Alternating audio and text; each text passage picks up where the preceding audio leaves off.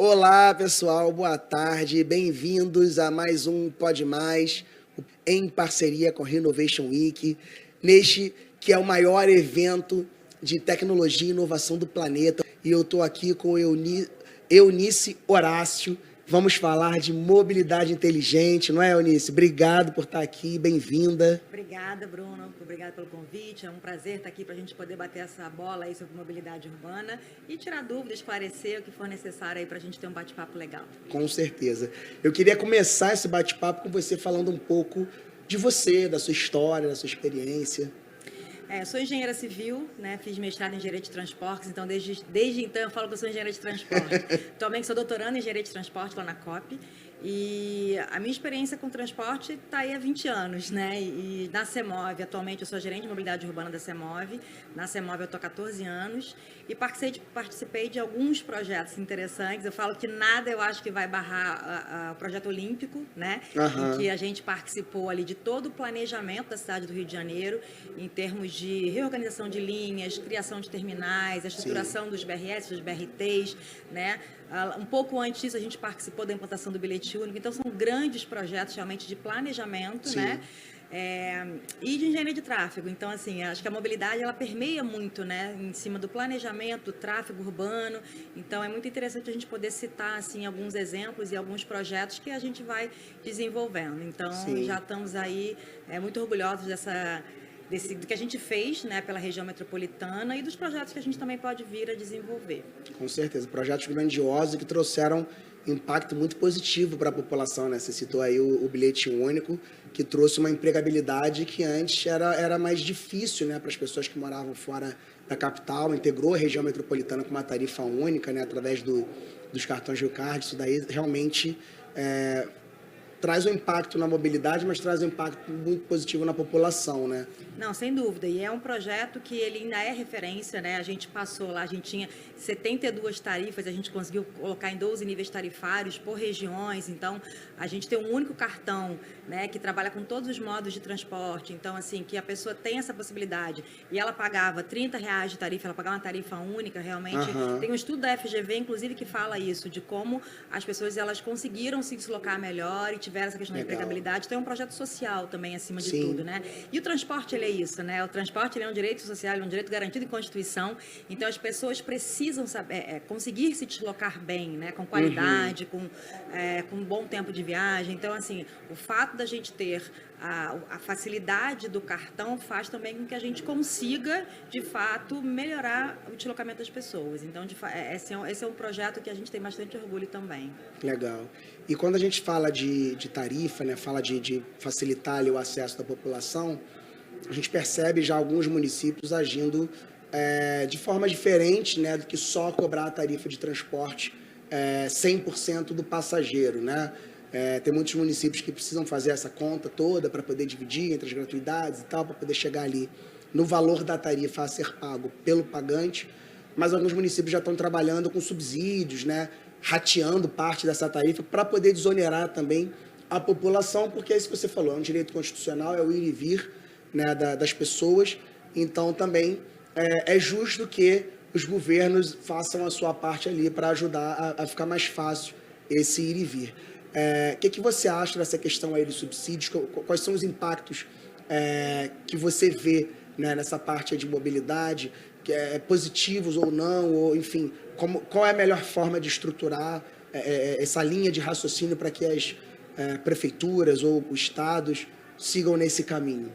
O que a gente tem que entender, Bruno, é que assim, existe uma conta, né? Existe uma conta a ser paga. Sim. Então, para você oferecer um transporte de qualidade, né, com oferta, em que as pessoas não precisem ficar esperando muito tempo, com conforto, que você consiga calcular, a gente calcula tudo, você consegue calcular a quantidade de pessoas que vão estar no veículo. Uhum. Então, para você oferecer esses atributos, né, de conforto, de possibilidade de oferta, tudo isso tem um custo. Esse custo operacional, ele é muito caro.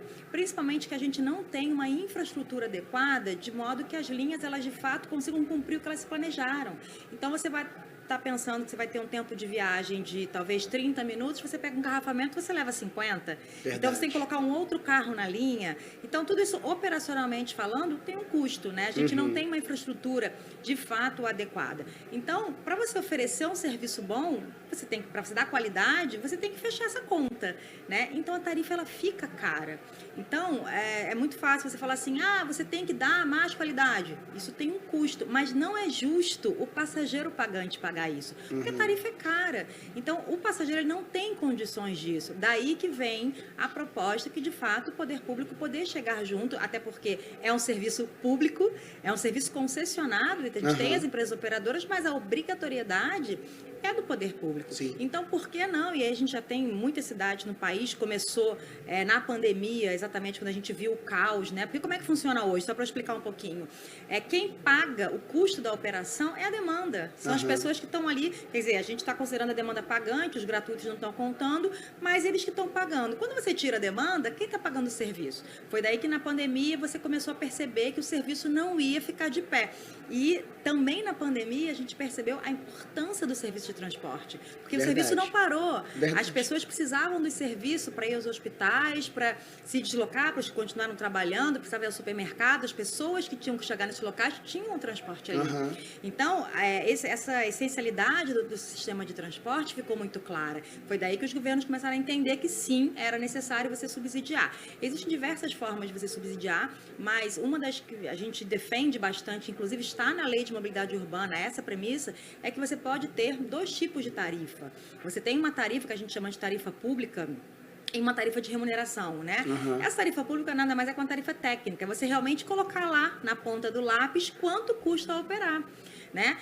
A remuneração, ela vai vir pelo poder público em função do quanto custa, mas não é isso que o passageiro vai pagar. Então, digamos que a gente tivesse uma tarifa de R$10 a quanto custa, mas eu quero que o passageiro pague apenas 3. Então, esses outros 7, eles terão que ser subsidiados. Né? Então, basicamente, ficaria mais justo. E a gente não defende nem que seja uma tarifa zero. Eu defendo uma tarifa módica, algo que seja fácil de pagar, que as pessoas consigam ter acesso aos seus deslocamentos, ao seu trabalho, à saúde, à educação, ao lazer, né? Você precisa se deslocar, então você tem que ter condições de pagar isso. Então, é importante você ter essa diferença, não é o passageiro pagante que tem que pagar. Você divide a tarifa técnica da tarifa de remuneração e você vai ter, o operador vai ser remunerado da forma adequada e o passageiro vai ter um serviço adequado pagando pelo que ele pode, né? Então, assim, a gente consegue diferenciar tecnicamente isso muito bem. Né? E esse subsídio, aí você cria fundos para que você consiga, junto aos governos, que eles consigam pagar essa diferença. Então, você tem receitas extratarifárias que podem estar te ajudando nisso também. Então, existem formas, né, de você fazer isso. Hoje, no Brasil, a gente já tem muitas cidades fazendo isso. O próprio município do Rio de Janeiro, hoje em dia, ele já tem uma tarifa subsidiada, paga por quilômetro. Tem alguns modelos que você pode fazer isso, né? Sim. Então, na verdade, o mundo inteiro faz isso. O Brasil demorou a fazer, né? A gente vê exemplos na Europa, na América Latina mesmo. Então, assim, o subsídio do sistema de transporte público é necessário, né? E claro que está muito focado na tarifa, mas quando a gente fala em investir no sistema de transporte público, ele é muito mais do que isso. Não é apenas a tarifa, mas é você investir na infraestrutura, é você investir num ponto de parada. Porque o que faz um passageiro usar o sistema de transporte público, né? Por que ele não migraria para outro modo? Por que ele não iria para o carro? A grande maioria é o custo, porque ainda é mais barato. Então, assim, por que ele se submete, às vezes, a estar num sistema cheio, em que ele está desconfortável? Porque ele não tem condição de migrar para outro, porque na hora que ele tiver, ele vai migrar, porque a gente não está conseguindo segurar nossa demanda. Então, esse é um problema crítico que a gente tem hoje em dia, de não apenas atrair novos passageiros, mas manter os que estão ali no sistema. Então, a gente tem que oferecer qualidade, isso a gente não tem a menor dúvida, né? Agora, por outro lado, qualidade é tão subjetivo, né? Cada um, talvez a qualidade para um seja ir sentado, para o outro seja chegar rápido. Então, estudar essas características dos passageiros que estão no nosso sistema é de extrema importância. Porque isso faz com que a gente entenda o que o nosso cliente quer e como é que eu vou atender melhor. A partir do momento que eu sei o que eu posso ofertar para melhorar aquilo ali, a gente, de fato, consegue trazê-lo ou mantê-lo no sistema, né? Entendi. Isso não sou eu que estou falando, a gente tem pesquisas, né, que mostram realmente essa necessidade de estudar os atributos, da gente investir no sistema, mas eu acho que, de uma certa forma, sempre aparece o fator custo, né? Sim. O fator custo, ele é um dos atributos preponderantes para que, de fato, a gente tenha a nossa demanda ali no sistema. Quando você fala de infraestrutura, eu penso até numa solução óbvia para mim, né? Até porque eu tive uma conversa há pouco que a gente acabou mencionando esse tema. São os corredores, né, BRS, acho que isso, para o passageiro que quer chegar mais rápido, já é uma alternativa, e ainda mais agora que o transporte individual por aplicativo adotou a moto. Então, essa daí não pega trânsito, porque o cara ainda podia falar, tem o carro, e aí o carro também fica preso no trânsito. A moto não fica, né? Então, realmente, se a gente talvez enxergar os corredores como uma alternativa importante para entender esse deslocamento, para facilitar esse deslocamento, para facilitar para essas pessoas voltem para o transporte público, porque, obviamente, a moto ela pode ser mais rápida, mas ela não é tão segura quanto você está dentro de um ônibus, dentro, né, de um meio de transporte coletivo. Você vê isso como uma solução? Imagino que sim, mas você vê que a gente tem avançado nesse tipo de solução ou ainda falta muito para a gente começar a pensar nisso? Falta muito. Na verdade, é uma solução. Vamos falar das faixas preferenciais. Não estamos nem entrando no método de um corredor estruturado, que vai requerer realmente uma certa obra. Não, vamos falar da faixa preferencial, que é aquela que a gente usa a infraestrutura existente. Só pinta um azulzinho na rua. Você vai precisar fazer uma sinalização mais efetiva, talvez escalonar os pontos de parada para você ganhar mais velocidade comercial, mas são soluções muito rápidas, muito simples, que em 3 meses você planeja e você implanta. Então, é esse tipo de solução que a gente precisa. E mais, eu acho que a faixa ela tem uma vantagem que ela é um projeto contínuo. Então, quando a gente fez, por exemplo, aqui no Rio de Janeiro, o próprio BRS... começou em Copacabana, foi para Ipanema, foi para o Leblon. Aí você vai aumentando a quilometragem. Aí depois você veio para o centro da cidade, você fez Antônio Carlos, 1º de Março, Presidente Vargas, aí você vai para Tijuca. Então você tem uma continuidade. Sim. Porque, na verdade, um corredor de 2 quilômetros numa distância de 30, nada, 40, né? é muito pouco. Mas é isso, ela tem que ser algo planejado de forma contínua. Porque você vai implantando e você vai ganhando. E aí, talvez aqueles 2, 3 quilômetros que era 10% da viagem, daqui a pouco já está em 50% da viagem. E você reduzindo o tempo de viagem, a pessoa ela sai do transporte particular, ela sai do aplicativo. Por quê? Porque eles querem tempo de viagem. Eu acho que no mundo de hoje, né, o mundo de velocidade, a gente está aqui numa feira de tecnologia, as pessoas elas querem isso, elas não querem perder tempo, né? A pessoa ela quer, a gente vê muito isso, né? Os mais jovens, principalmente, que não querem esperar, né? Você está fazendo 10 coisas ao mesmo tempo, né? E você está ali no transporte, por mais que você esteja estudando, trabalhando, você quer chegar rápido, porque a gente sempre fala também isso, né? A pessoa que está ali num sistema de transportes, eu não estou no ônibus, eu quero estar no ônibus, estou no ônibus, eu quero chegar em algum lugar. Sim. Ele é uma atividade meio. Um Exatamente. Por ser uma atividade meio, por si só, a pessoa está incomodada de estar ali, porque não é onde ela quer estar, ela quer chegar. Então, quanto mais velocidade você der, melhor. E, assim, o sistema de faixa preferencial, ele melhora para o transporte por ônibus e também para a organização do trânsito. E aí vamos falar do viário, né, que você comentou das motos e tal. A questão de segurança viária é fundamental. Você organiza o fluxo de tráfego, você ganha em segurança viária, né, você ganha em velocidade. Então, a gente tem pesquisas que mostram que a pessoa quer tempo de viagem. Porque às vezes a pessoa vai sardinha em lata no sistema ferroviário, metroviário, para chegar rápido. Você tem que ter a certeza do tempo de viagem. Exato. Né? E mais do que a pontualidade, porque quando você tem a previsibilidade, você tem a certeza da frequência, você sabe que daqui a 5 minutos chega outro. Então, não é nem aqui está no pontual, é porque está chegando. É claro que você não vai comparar um sistema sob pneus com um sistema sob trilhos, porque não são coisas diferentes na essência. Sim. Mas você saber que você vai conseguir garantir, se programar, né, aquele mais ou menos 10 e não mais ou menos 50. Né? E aí a gente consegue ver que os congestionamentos, principalmente nos grandes centros urbanos, eles estão cada dia, assim, não tem mais horário, né? Não tem mais, assim, um congestionamento pelo imprevisto, é o dia a dia. Então, você sai do centro da cidade, às vezes, para voltar para a Zona Sul, você leva 1 hora, né? Distâncias curtas. E aí, quem vai estar indo mais para a Zona Norte, eu estou falando da região do Rio de Janeiro, mas se for para a região metropolitana, você vai pegar um engarrafamento na Washington Luiz, na Dutra, e a capital, ela vive da região metropolitana. Exatamente. Então, essa integração metropolitana é fundamental. E aí eu pego um outro ponto, né? Eu acho que a gente tem que pensar na rede de transportes. Porque se você não pensar em rede, você não faz mobilidade. Então, as redes elas têm que ser integradas. Você tem que pensar que o metropolitano tem que estar chegando nos locais também. E por que não você ter corredores que vêm né, de outros municípios e cheguem no município do Rio de Janeiro. Então, assim, não tem nada tecnicamente que inviabilize, né? Então, é só ter as prefeituras pensando nos grandes eixos de cada município e nos eixos metropolitanos. O governo do estado poderia estar agindo e a gente não tem esse tipo fazendo de projeto. uma conexão ali. Uma conexão de ganho de tempo de viagem, né?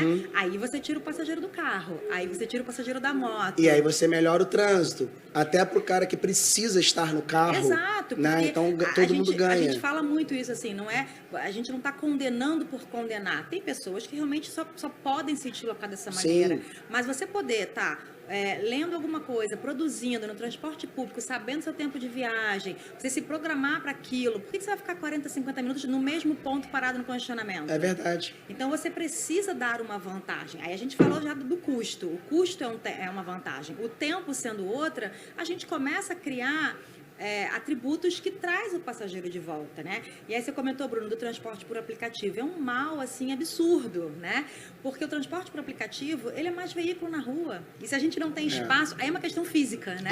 Não tem espaço nas ruas. Então, você assim, vai sobrecarregando a malha viária, o sistema né? viário. Então, o transporte por aplicativo, ele fica ali rodando, esperando o passageiro. Porque ele não tem um lugar onde parar. Não ele vai tem. ficar... E mais, né? A questão de segurança viária, ele para em qualquer lugar e tal. Então, assim, todos os modos de transporte, eles têm um fim. Ele pode ser alimentador de uma grande estação, de um terminal, mas não é para percorrer grandes distâncias, não é para ficar sobrecarregando a malha, né? Então, ele tem que ter, o sistema de transporte público tem que ter vantagens sobre eles. Mas quando você pega pesquisas, aí a gente saiu semana passada, né? Foi lançado lá na Latibus, a pesquisa CNT, ela corrobora muito com uma pesquisa que a COP fez ano passado, sobre a região metropolitana do Rio de Janeiro, que mostra que a gente está perdendo para o aplicativo. A gente está perdendo para o carro. Quer dizer, as pessoas estão saindo do transporte público para o transporte individual, aumentando o transporte individual na rua, aumentando poluição, aumentando o garrafamento. Viária, exatamente.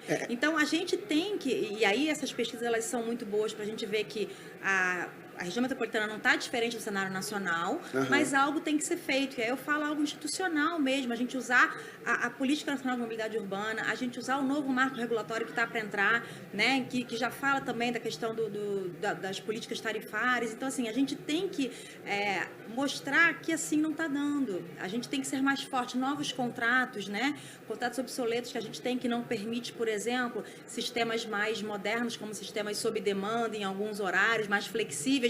E aí você perde o aplicativo por quê? Porque ele é mais flexível. Exatamente. Né? E não é em todo lugar. Teoricamente, a pessoa tem na hora que ela quer. Isso. Então, assim, por que não a gente trazer características do individual para o sistema de transporte público?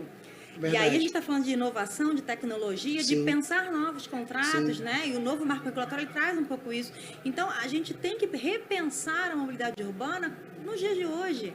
Né? A gente faz um mesmo modelo há muito tempo. Aí quando eu falo a gente, claro, são os municípios, né? A gente está aqui falando como terceiro setor, mas assim, eu acho que é importante a gente ter esse tipo de reflexão, porque a gente sabe o que tem que ser feito, né? Então a gente precisa que o poder público ele enxergue também para entrar em ação, né? Porque sem eles aderirem à ideia, a gente não consegue fazer absolutamente nada, né? E mostrar que a gente não está diferente do resto do país, mas a gente está um pouco diferente do mundo, né? Então, será que só a gente faz certo? Será que a gente demorou tanto para dar subsídio? Será que... Por que a gente tem...